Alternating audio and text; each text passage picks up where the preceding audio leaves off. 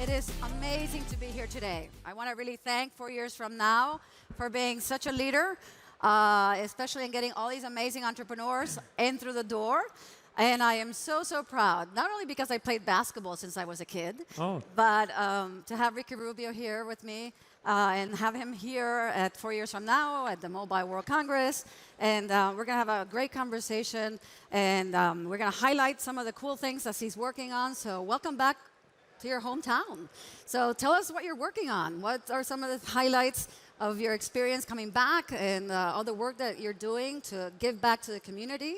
There's amazing tech startups that you're working with, and so just give us a little bit of the beginning of what brought you back and how we're going to work together. yeah. Hello everyone. I'm excited to be here. I live, born and raised 20 minutes from here, so it's amazing to be here. I opened a foundation in 2018. My mom passed away by cancer, and I made a promise to her to open that foundation to help other people. And through this experience as a young foundation, we saw that tech was a really important part of it. And we have built great relationships with some of the startups. Some of are here. It's amazing how tech can help health to improve their health. Yeah, and when we talk about health, right? We talk about health tech startups. Catalonia has a big digital hub here. They've been attracting and building and investing. There's a couple that you're working with, like Nikki, Human IT Care, Ono Labs. Yeah. And when we talk about health, we talk about everything. Wearables. A few years ago, wearables, things that would actually help you be able to go out and exercise, so we can track the data. In that sense, your experience in the U.S., how has that been able to influence you, right? You've been there 12 years. Being an American, I'm always proud to talk about Barcelona. Barcelona is the best city in the world. I love other cities, but this is best. But I think that it's great to be back to inspire. What some of the things that you've learned about entrepreneurship, right? When entrepreneurs pitch to you, when they want to get your attention. Yeah, when we have a lot of people coming to the foundation and saying they have an idea, at the end of the day, an advice I will give to an entrepreneur is don't try to go for a home run. Go get to the first base. And that's, I think the first sell, it's not selling your idea, it's selling yourself, how you want to get there. And then you will make a point to your idea. With the foundation, we have a great experience. For example, Nixie for Children. It's a company who came with an idea, but the guy who came to talk to us explained why he was doing that. And the meaning of that, it was bigger than the idea itself. Virtual reality for kids to really when they were going to treatments and doing radiotherapies, they had a virtual reality to explain the kids how it was going to be from age to 2 to 6. And most of them, before doing that, they need to put them to sleep. And that was really dangerous for them every time they were going to do it for 20, 25 times a year. With the virtual reality, we improved that at 80%. They were more calm going to radiotherapy. So he came with an idea, but he saw it that it was really meaningful for him. So that's what the foundation really helped that make it happen and make it come true. So that's it. Well, you're working with several hospitals in Spain, especially here in Barcelona. You're looking to be able to work with 5 of the top public hospitals. And the public hospitals are very well known, and they're trying really hard to build that entrepreneurial spirit. What are you thinking as far as that combination of those hospitals working together? How do you think that Barcelona can shine, right? Because here in Spain and Catalonia, there's great research, great scientists, and the commercialization of these deep tech companies, because we're betting on deep tech, right? There's a lot of investment coming for deep tech, And how are we going to sell that globally? What's your, with your experience being global, what would you encourage them to think of? Yeah, I work with the foundation. We've been in the United States and here in Spain, and we see two different type of approach. Of course, in the United States, it's more a private health. Yeah. So I think We try to change that a little. but I think I wouldn't say it's easier, but when it comes to public health, and I understand it's a little old school, it's hard to get into it. But if you come with the right mindset, if you come with the right intentions, they open. And at the end of the day, technology is the future. We're doing a project which is called Winner Project, that we're trying to understand or put in data the proof that sports and can help lung cancer. If you ask anybody, they will say, of course. But for the public, the hospital, we need data, we need proof to do that.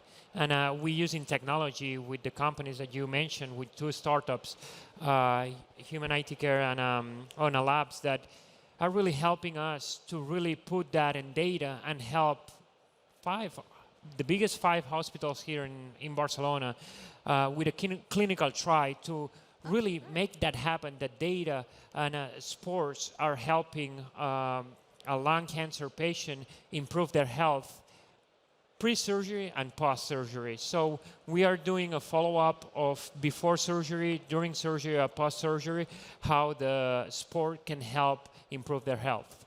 And that's one of the important things, right? Because today, we have teenagers, adolescents, right? They have inspiration, like you, like leaders around here who want to do something, and we want to be able to get them that entrepreneurial skill set, that mind, change of the mindset, and that, I'm a startup Sherpas, and that's what we focus on. The 12 to 18-year-olds. In the U.S., we start working since we're like 8. And it's not child labor, okay? We love to go ahead and deliver newspapers and work at the hardware store and have that opportunity to make your own money, to have that sense of pride. And I know that through the foundation, you're working with a lot of teenagers, and you want to make sure that from the beginning they understand what the health is when they're starting a sport or they're going to go ahead and either be scientists. But always think about that, right? You as a well-known sports player, basketball player, what was your experience when you were younger? Is that something that you want to go ahead and just talk and inspire young kids to say, look, you can be a famous basketball star player, but also think about what else you can bring to the community, how to use that platform as a way to empower your community and other young people. Yeah, I mean, since I was young, and I started super young, and now I feel old, but it's almost 20 years ago that I started almost professional basketball. Wow. And of course, I felt like the opportunity that I have, it was special, but I want to bring that platform to other people, and that's why the foundation is here, to help other little foundations to have that voice be heard. And I always feel like sports, and in my case basketball, because I understand basketball that way, show some values to the young people, young kids grow up. So as a foundation too, we have different projects where through basketball we show some values that can help them grow up to who they want to be. Right. And for the future, so the foundation is pretty new. What are your expectations? How can the community here help you? And what are you thinking of some of the future projects? What would you like to see? Because there's a lot of investors here, so just heads up, big applause for all the investors, because you need money to make money. Make sure you talk to people as quickly as you can and try and sell them your idea. Yeah, like I said before, you always have to have a meaning, and that meaning has to be really with super good roots. At the end of the day, there's going to be storms that are going to go back and forth, and when you have the excitement, it's easy to do things. Yeah. But let me tell you one thing, it doesn't last forever. So how you go through those storms, the meaning of the idea, the meaning of why you're doing that, I think it's what is going to be the success of that.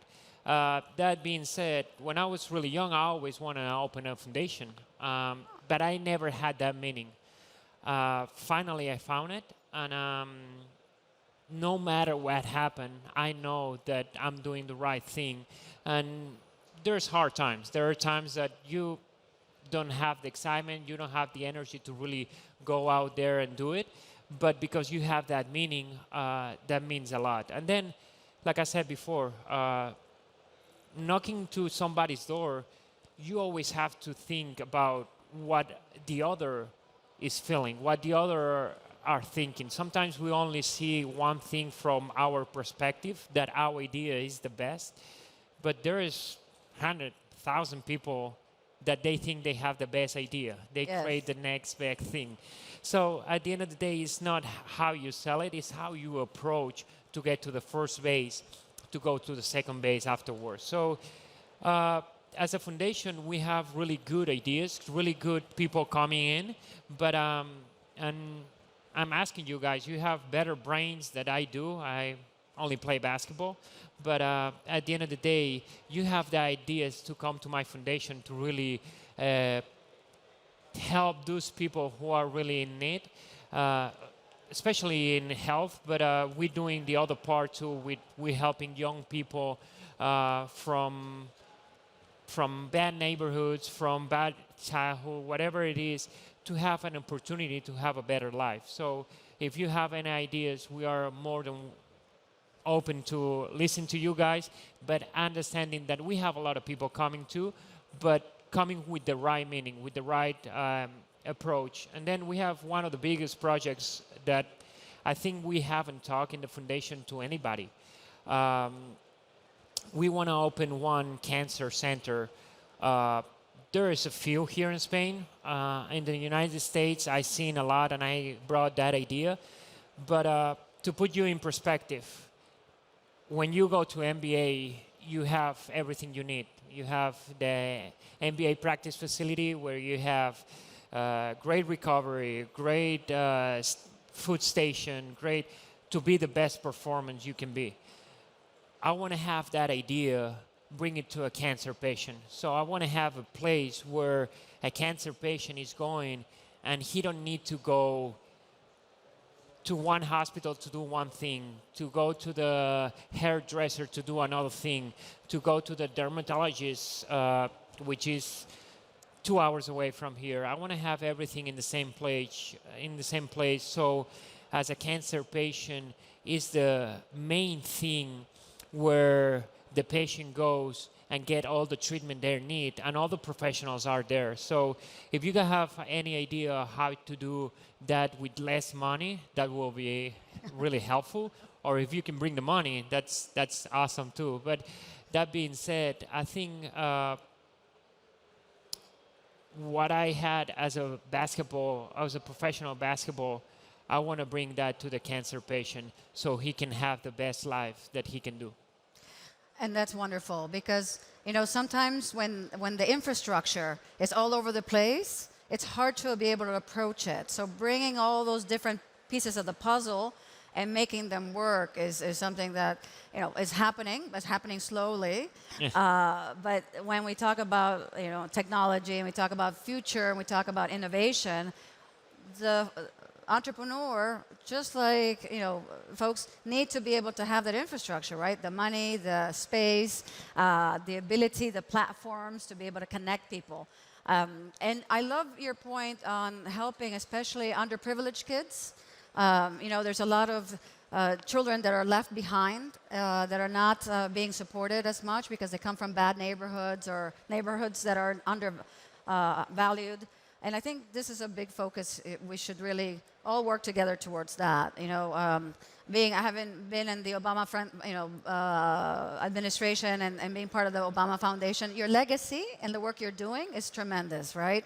So what you leave behind as an individual and how you can contribute to that is so important. I can't imagine you know, us being able to be entrepreneurs without that help, because we you know, try to build ladders of opportunity, right? Those ladders are so important. And what you're doing is tremendous, especially with the young kids. I think they really need a lot. Yeah, I think connecting the dots are really important. And the other stuff is we always look for the future, but we can't forget that everybody has to be on board to make that happen. If we're just thinking about one side of the society that we have, we're gonna forget about big part of the other. And I think at the end of the day, we only gonna win if everybody wins. Oh, You can't have success by yourself. it's a team effort, right? At Like the in end of the day, basketball. that's what I'm trying to bring from what I learned from playing basketball as a really young age to the foundation as well. I think we can't forget nobody, and we always try to think about how to make different approach to have everybody, all the dots connected. I think with the pandemic we saw it. Yeah, that's true. I think people who had the technology really improved, but people who didn't have the technology, they left behind. So we have to bring everybody the resources, if possible, to really make the next step and make everybody happen. Everybody has to be in the same boat. Yeah, no, and we can't create a future without that. And these are some of the examples, right? You know, one of the things that I always tell entrepreneurs, it's all right if you failed.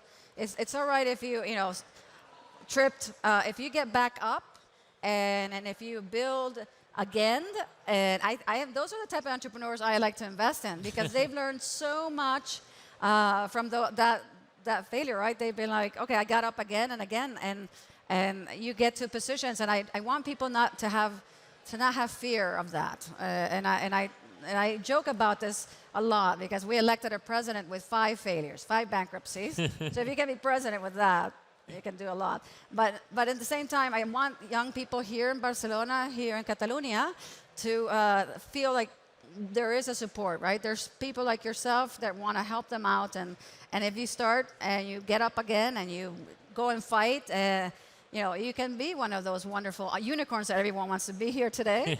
But I think this is really key, and having you back and doing all this work. Is there something that you want to tell us a little bit on, before we close? What inspires you every day? You know, some of the things that inspire you to do more and to give back. Like I said before, that meaning has to be really have a great roots. And at the end of the day, I was born and raised with the values that my parents gave me, but I always felt like helping each other really fulfill myself to really grow as a man. So thanks everybody to really be here to listen to us. But at the end of the day, try to find that meaning that really help you navigate through those storms. She was saying like, when you get down, you gotta get back again. You only can get back again if that meaning is so powerful that you want to do it. So. Yeah. And I also want folks to understand to be global, right? This global mentality, because the companies that you're helping out, the companies that we're investing in, from a rapid scale that's big in Latin America, the markets in Mexico, in Chile, in Argentina, and Brazil, they're amazing markets, and the technology and stuff, it spreads around, right? All this effort that we're doing every day is global. And I want young entrepreneurs to think globally and think how they're going to make everything happen and make huge changes in the world. So I want to really thank you for being with us tonight. You're an inspiration to all of us, and I just can't believe that I'm sitting here with you. And my father's very excited. So thank you, all of you. Please join me in giving him a great round of applause to Ricky Rubio.